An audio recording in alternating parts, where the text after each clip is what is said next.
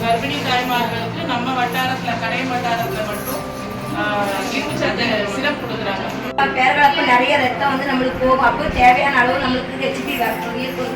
எப்போவுமே நெசக்கா சொல்லுவாங்களா 10 இருக்கணும் 10 குறைஞ்சிடாத 9 வந்தால் ரத்த ஊசி போடணும் ஐரோன்னு அனுப்புவாங்க தெங்காய் செல்ஃபான்னு சொல்லுவாங்களா.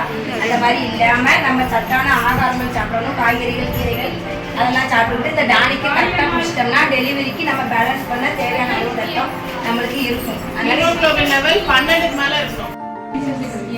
அதான் கேட்கலாம்.